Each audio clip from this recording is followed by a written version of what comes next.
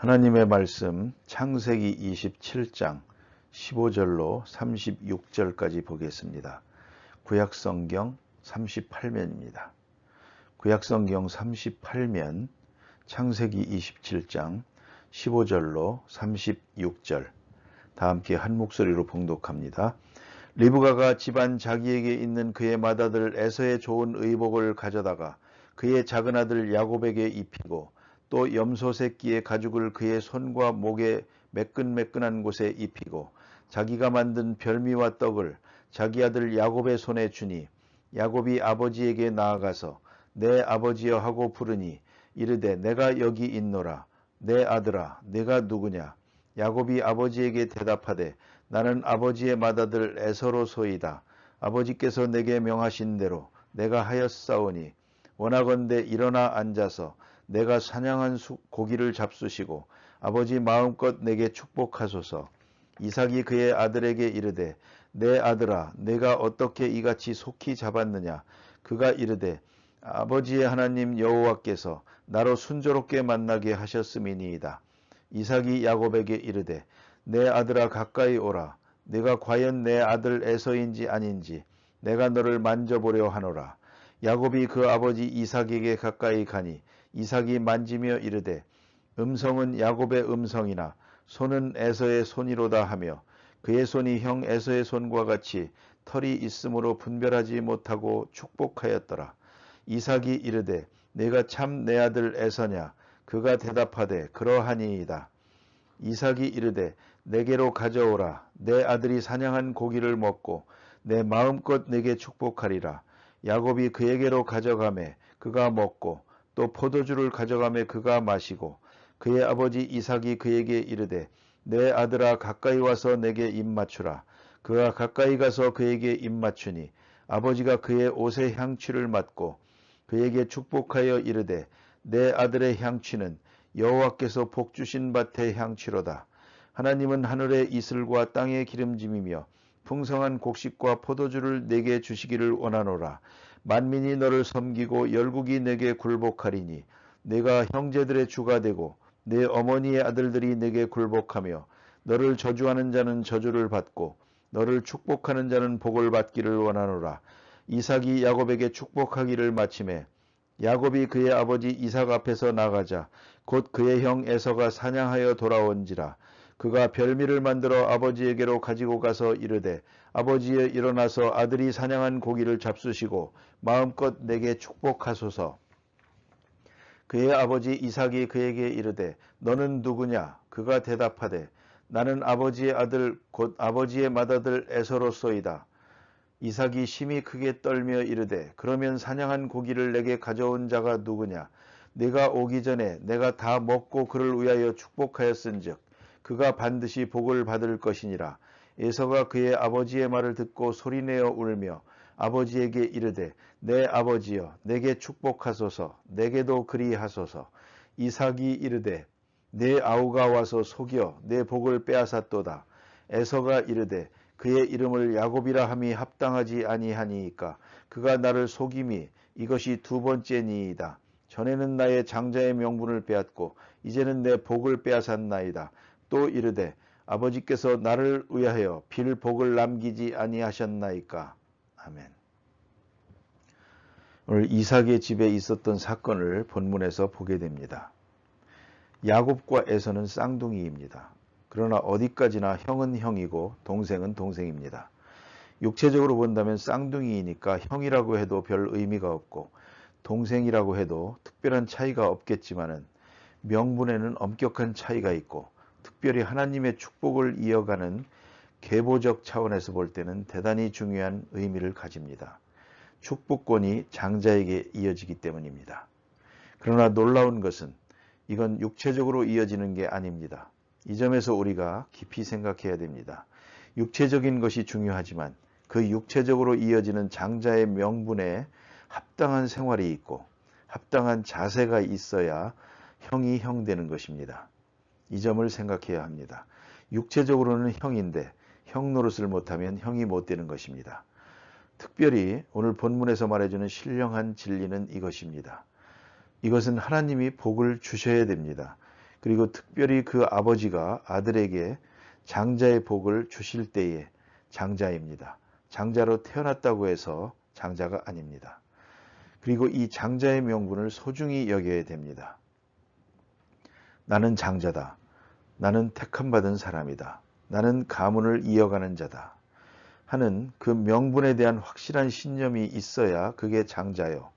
오늘 본문에서 말해주고 있는 것은 아버지가 장자의 복을 빌어야 됩니다. 그때부터 진짜 장자가 되는 것이지 장자로 태어났다고 해서 장자가 되는 것은 아니라는 말입니다. 그것이 바로 성경이 말해주는 심오한 뜻입니다.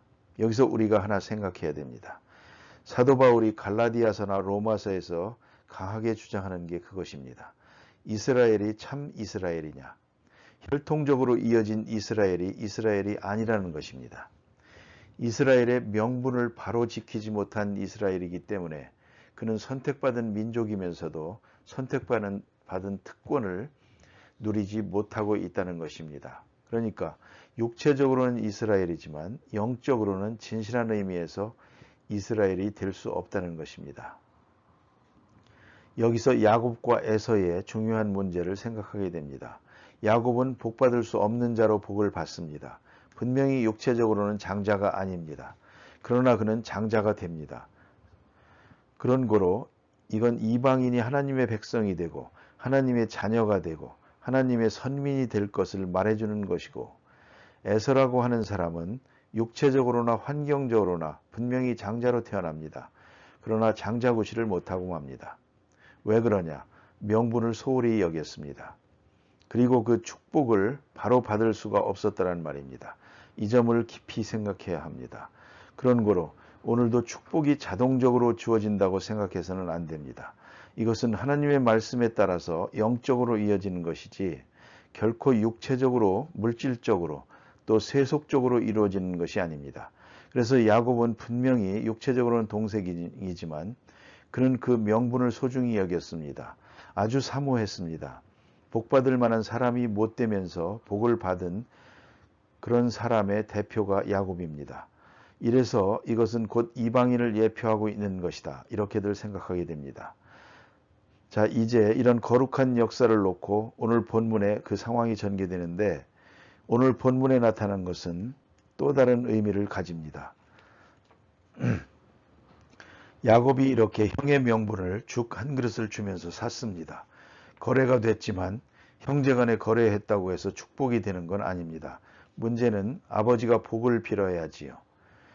그러니까 인간관계에서 해결될 수 있는 문제가 아니고 하나님과의 관계에서 축복은 해결이 되어야 됩니다.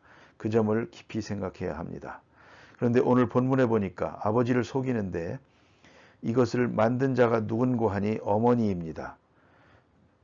그러니까 아내가 남편을 속이고 있는 것입니다. 그러기 위해서 공모를 하고 또 지혜를 짜냅니다. 가만히 보면 하나의 거짓말을 하기 위해서 둘이 함께 거짓말을 해야 되고, 거짓말이 또 거짓말을 낳고 여러 거짓말이 여기 따라가는 것을 볼 수가 있습니다.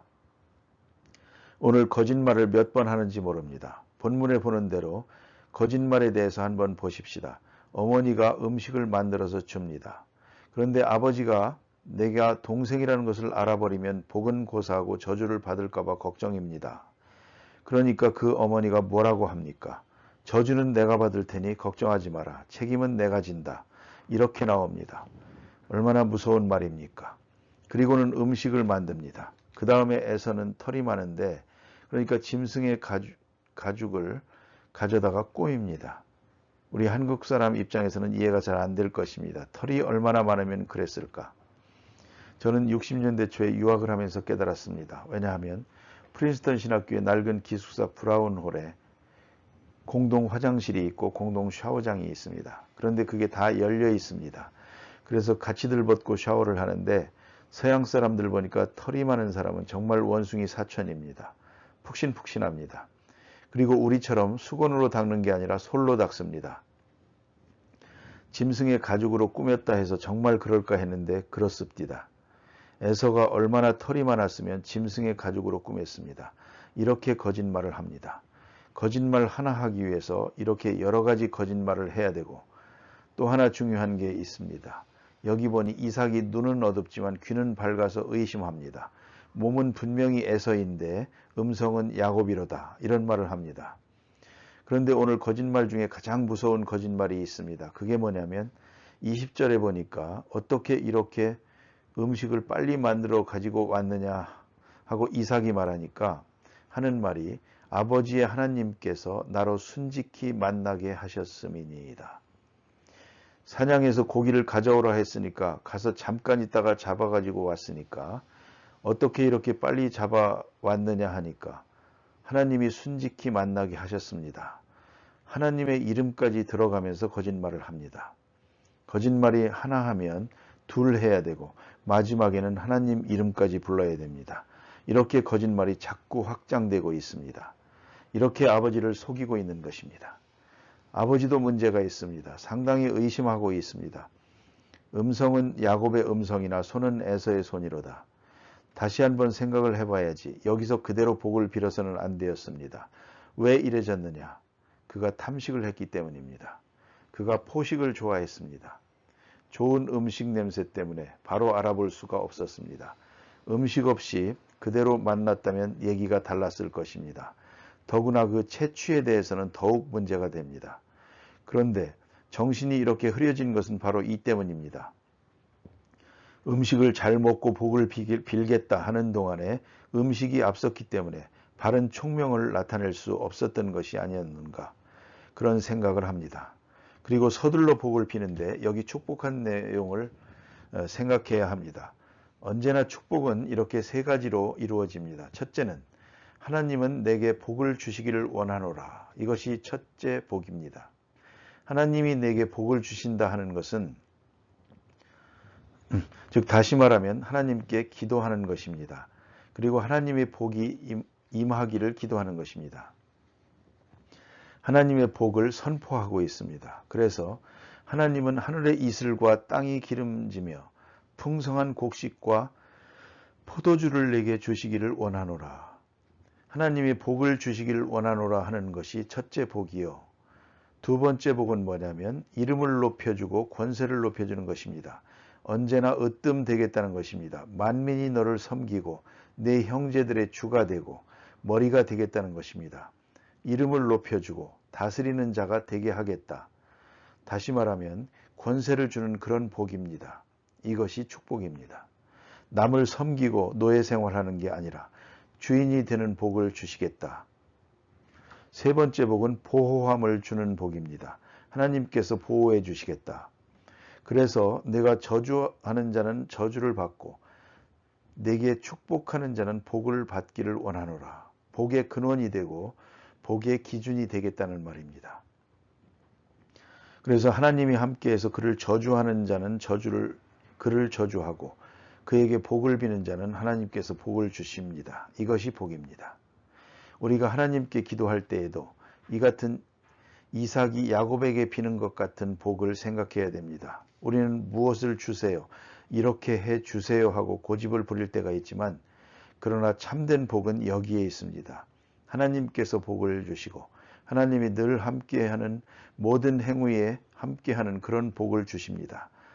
또 모든 사람이 어디 있든지 간에 권세 있는 자가 되고 주인 노릇을 하는 자가 되게 해주십니다. 세 번째는 하나님이 늘 보호해 주시는 복을 주십니다. 이렇게 세 가지 복을 빌어야 할 줄로 압니다. 지금 이삭이 야곱에게 이렇게 복을 빌었습니다. 야곱에게 복을 빌기를 마침에 야곱이 그 아비 이삭 앞에서 나아가자 곧 그 형 에서가 사냥해서 돌아온지라 그랬습니다.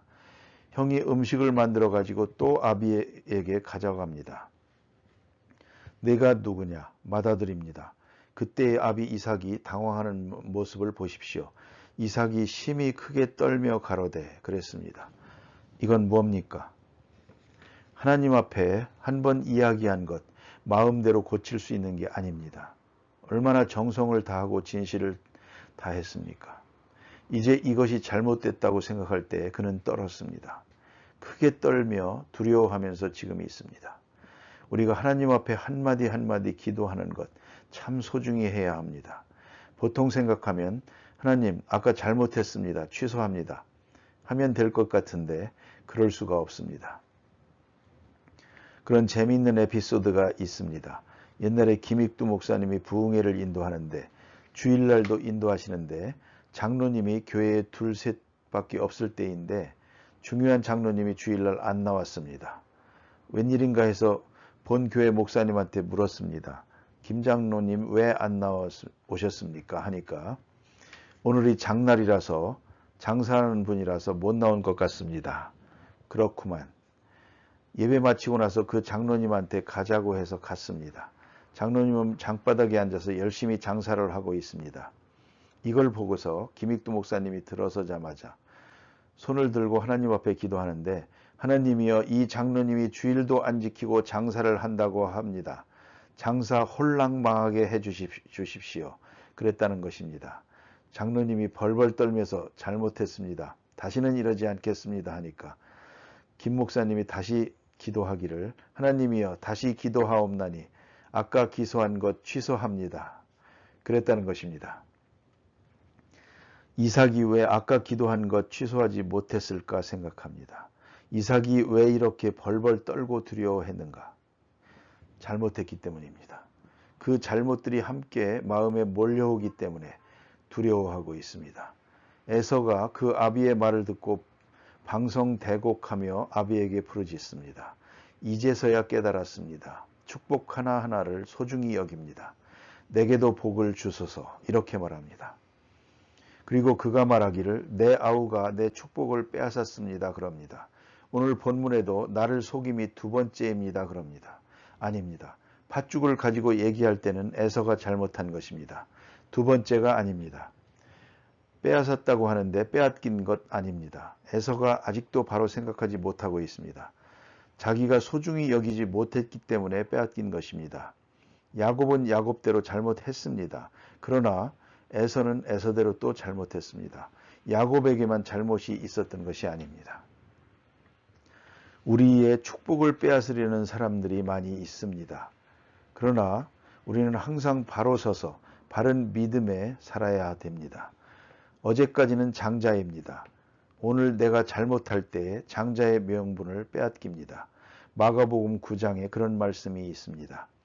귀신 들린 어린아이가 예수님 앞에 나왔을 때에 예수님이 안 계셨습니다. 기도하러 올라가셨습니다. 그때 제자들이 병을 고치려고 합니다. 바로 엊그제까지 귀신을 내쫓은 일이 있었습니다. 그래서 해봤는데 안 됩니다. 그때 예수님이 오셔서 귀신을 내쫓았고 제자들이 물어봅니다. 왜 우리는 못했습니까?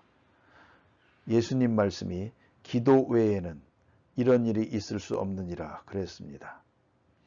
아무리 능력을 행한 일이 있고 과거의 경험이 있지만은 오늘 기도하지 않았기 때문에 시험에 빠진 것입니다. 이걸 잊지 말아야 합니다. 에서가 분명히 장자이지만 명분을 소홀히 여겼습니다. 결국은 야곱은 야곱대로 잘못했지만은 에서는 에서대로 잘못했습니다. 오늘도 그가 빼앗았습니다. 그럽니다. 빼앗은 것이 아닙니다. 제가 내버린 것이지 팔아먹은 것입니다. 어떤 의미에서 야곱과 에서 사이에는 거래가 다 이루어진 것입니다. 에서가 야곱을 원망하고 있습니다. 자기 잘못은 생각하지 않고 이것이 바로 에서의 운명입니다. 기도하십시다.